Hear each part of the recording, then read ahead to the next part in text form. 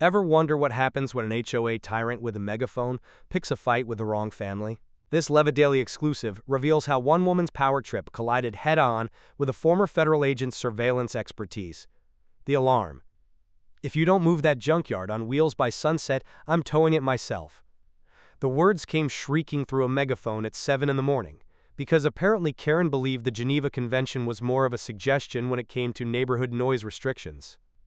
The entire block jolted awake, including my son, who doesn't handle unexpected sounds well, a detail our self-appointed street commissioner had been informed of multiple times. There she stood, resplendent in a pink jogging suit that had definitely never jogged, wearing sunglasses that screamed, "Mall cop power trip." She positioned herself on the edge of her manicured lawn like a dictator addressing her subjugated citizens.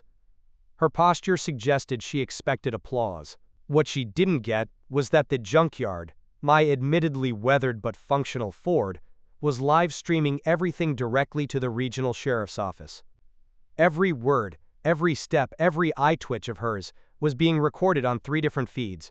My former colleagues at the bureau had taught me well, when dealing with suburban tyrants, always keep the cameras rolling. Karen was performing for an audience much larger than she realized, and the reviews were coming in from law enforcement in real time. The mysterious arrival. It had all started innocently enough, or so it seemed at the time. The RV had materialized 3 days ago, parked with suspiciously perfect alignment on the curb beside Lot 42C, right next to our neighborhood's sacred mailbox cluster. The vehicle was sleek, matte black, and unnervingly nondescript, the vehicular equivalent of a government redaction. No bumper stickers, advertising middle school honor students. No satellite dishes reaching for extraterrestrial cable packages. Nothing that screamed, "I'm compensating for something." Like most oversized vehicles in our subdivision, just an unassuming behemoth, with windows tinted dark enough to absorb light like a black hole, and rather amusingly, 2 "No trespassing" signs printed in that tiny, humorless font the military uses when they really mean business. The kind of font that says, "We have bullets and paperwork, and we're all out of patience for both." Most of my neighbors, being the observationally challenged suburbanites they were, barely registered its existence. They were too busy debating whether Jim's new garden gnome violated the HOA height restrictions, or if Susan's choice of eggshell versus cream for her fence repaint constituted a neighborhood crisis. But Karen. Oh, Karen noticed it immediately. Karen could spot unauthorized yard art from space. She possessed the preternatural ability to detect when someone was using non-regulation trash bags from 3 blocks away. And a mysterious black RV? That was like Christmas morning for her perpetually outraged sensibilities. The surveillance dance. The moment Karen spotted the RV, she transformed from merely annoying HOA enforcer to full-blown counterintelligence operative. This wasn't just casual documentation. Oh no, that would be far too reasonable for our neighborhood's self-appointed security czar. Karen hauled out the drone she'd ostensibly purchased for wildlife observation, though the only wildlife she ever tracked was Mr. Peterson walking his dog without a regulation-length leash. She programmed that airborne spy cam to buzz with all the subtlety of a mosquito at a meditation retreat, hovering dangerously close to capture every riveting detail of the RV's roof. Probably hoping to catch some exotic violation like unauthorized solar panels or satellite dish exceeding mandated diameter specifications. What Karen failed to notice, between her frantic note-taking and rehearsing her outraged speech for the next HOA meeting, was that her surveillance target was conducting counter-surveillance. The RV was filming her right back, with equipment that made her $299.99 Best Buy drone look like a child's tin can on a string. See, what our intrepid suburban sentinel didn't realize was that this wasn't some retiree's weekend escape vehicle or a nomadic freeloader's hideout. This sleek black monstrosity was the mobile command center of none other than Sheriff Duke Riggins himself. The same Sheriff Riggins whose campaign posters promised to clean up our streets while his deputies spent most of their time ticketing teenagers for skateboarding and harassing the homeless. His precious RV was currently deployed for what he dramatically termed a multi-agency sting operation, which, in my former professional opinion, was likely just an elaborate excuse to expense tactical gear and overtime pay. I almost felt sorry for Karen. She'd finally found a worthy adversary, but she was bringing HOA bylaws to a federal gunfight. The power play. That's when Duke made his power move, pulling out his phone with all the theatrical flourish of a magician revealing the ace of spades. He hit play on one of his prized recordings, and Karen's voice filled the suburban air like a public service announcement for poor judgment. "That hollow-eyed death trap is clearly a mobile meth lab," her digitized voice proclaimed with the misplaced confidence only Karen could muster. But the piece de resistance came in the background. "If no one claims it, it's mine now." Duke raised an eyebrow with practiced authority, the kind of expression he'd likely rehearsed in the mirror while polishing his badge. "Possession of government property," he drawled, savoring each syllable like the last bite of confiscated contraband. "Nice." My neighbors, these paragons of community solidarity, erupted into synchronized chuckles. Nothing brings a cul-de-sac together quite like watching the HOA equivalent of a super predator become prey herself. The sound of their laughter had all the warmth of standardized test administrators at a children's birthday party. From my former federal agent perspective, it was amusing to watch amateur surveillance specialists being outplayed at their own game. The irony wasn't lost on me that in Ben's and my quest for peace and quiet, we'd somehow landed front-row seats to Suburban Gladiators, Special Voyeurs Unit. The fallout. After what the task force had already christened the Karen incident, because nothing says professional law enforcement like catchy branding, Duke had to reevaluate not just the operational integrity of his little sting, but the mental stability of suburban self-government as a whole. I'd seen federal operations derailed by less, but watching Duke's face contort between frustration and bureaucratic despair was like witnessing a middle manager discovering his quarterly numbers wouldn't meet projection. The worst part? The real suspect, a man named Tony Delgado, who lived just 4 houses down from Karen, was now spooked. Duke could feel it with all the preternatural awareness of a mall cop who's just spotted a teenager in a hoodie. The curtains didn't twitch anymore when the surveillance van rolled by. The delivery guy, who I'm sure was being paid in cash and pizza coupons by our intrepid HOA detective, stopped coming. The suburban wildlife was disturbed, retreating deeper into its natural habitat of vinyl siding and property line disputes. I watched this unfolding drama from my porch, sipping coffee with the detached interest of someone who'd conducted actual operations with actual consequences.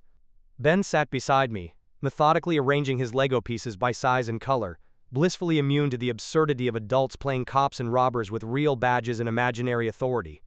Sometimes I envied his clarity, his ability to tune out the ridiculous theater of people desperate to matter in their tiny fiefdoms of lawn regulation and garbage bin placement. The spin campaign. Instead of backing down, Karen, our suburban sentinel, had somehow transmuted her confrontation into a heroic stand against tyranny.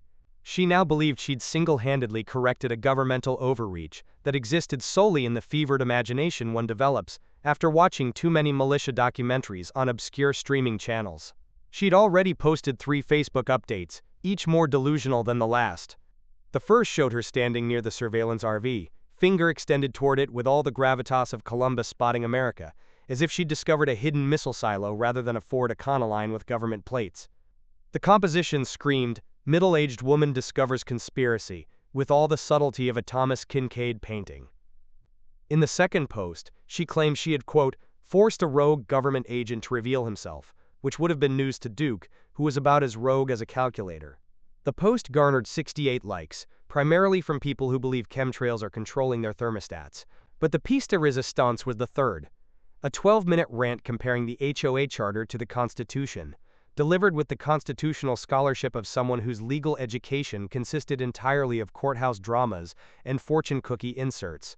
She'd positioned herself beneath a flag hanging so stiffly it might have been starched, speaking with the gravitas of a founding father, if that founding father had discovered Facebook Live after 3 glasses of Chardonnay.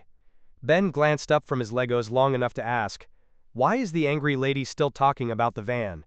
A question that contained more insight than all of Karen's digital manifestos combined. I had no good answer, just the sinking feeling that suburban boredom paired with algorithmic reinforcement was America's newest domestic threat. No training manual had prepared me for this particular terror alert. The strategic pivot.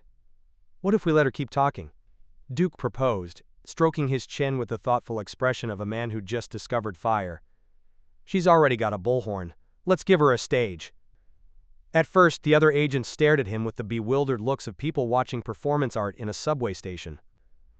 But then Duke laid out his master plan with the smug satisfaction of a man who'd once read a psychology textbook cover to cover. If Karen thinks she's scared off the authorities, she'll double down. She'll brag. She'll throw another public event. The beauty of his strategy dawned on me like a suburban sunrise. Gaudy, predictable, yet somehow effective. Karen's self-importance had become our greatest tactical advantage. The woman who'd spent 3 years fighting the Johnsons over their unapproved mailbox color would now unwittingly serve as government bait. And if we're lucky, Duke continued, warming to his theme like a TED Talk speaker who'd practiced in the shower, Delgado, or one of his associates might feel comfortable enough to show up again. I had to admire the elegance. We'd transform Karen's misguided patriotism into an actual service to her country, without her ever knowing. The irony was delicious enough to serve at one of her potlucks, where she claimed her bland potato salad was too spicy for most people. Somewhere in the background, I could hear Ben humming the theme from his favorite show. He'd once told me that bad guys always come back because they think they're winning. The wisdom of children and federal agents, it seemed, occasionally overlapped. The operation unfolds. By the following morning, Sheriff Duke had already drafted the revised operational plan with the bureaucratic efficiency of a man who color codes his sock drawer. The situation had officially shifted from controlled surveillance to active engagement, a distinction that matters tremendously in federal reports and not at all in reality. Karen's town hall debacle had performed exactly as Duke predicted.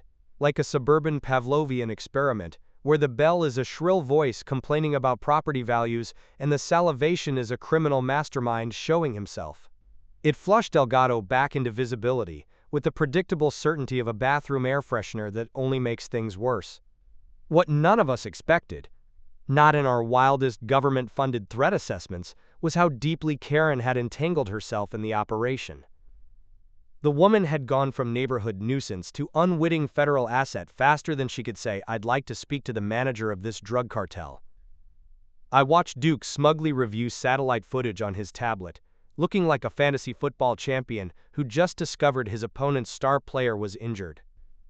Meanwhile, my son continued building elaborate patterns with his cereal, blissfully unaware that our quiet life was becoming a case study in what happens when suburban politics meets international crime.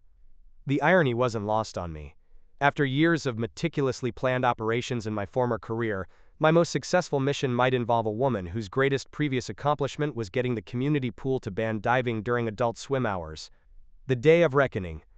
The courtroom was quieter than anyone expected, not the dramatic packed spectacle Karen had envisioned in her neighborhood justice fantasies. No protesters clutching hastily made HOA pride signs. No neighbors standing in grim-faced solidarity. Just Karen, her lawyer, who looked like he'd been hired through a coupon app, and a handful of unimpressed observers, slouched in the gallery like they'd mistaken this for a place to wait for their license renewals. The judge glanced through the stack of paperwork with the visible fatigue of someone who'd spent their career watching reasonable people turn into lunatics over property line disputes. His eye scanned what had become Karen's federal rap sheet, a document that had expanded with the enthusiasm of a middle schooler padding an essay word count. Federal interference, obstruction of justice, aiding a money laundering operation, unlicensed security enforcement, misappropriation of funds, he read monotonously. I shifted uncomfortably in my seat. Karen's charges read like a suburban dictator's resume, a peculiar achievement for someone whose previous claim to fame was getting the community swimming lessons rescheduled because they interfered with her book club. The American justice system, in all its bureaucratic glory, had reduced her crusade against my family to a series of sterile legal terms that failed to capture the vibrant hysteria behind them. Watching her from across the room, I couldn't help but marvel at how someone who once wielded a clipboard with the ruthless efficiency of a field marshal now looked so small. The courtroom had a way of doing that, stripping away the artificial power conferred by neighborhood bylaws and exposing the ordinary, insecure human underneath. The former federal agent in me recognized this deflation process. I'd seen it in cartel enforcers and corrupt officials alike. But I never expected to witness it in a woman whose primary weapon had been passive-aggressive emails about improper trash bin placement. The suburban renaissance.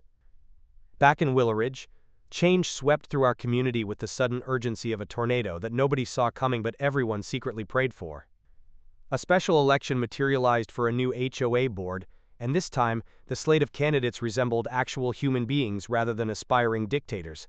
Local parents with better things to worry about than your mailbox color. retirees who remembered when neighborhoods were for living in rather than regulating, and one particularly magnificent ex-military librarian who knew exactly how to categorize bullshit. She won by a landslide, naturally.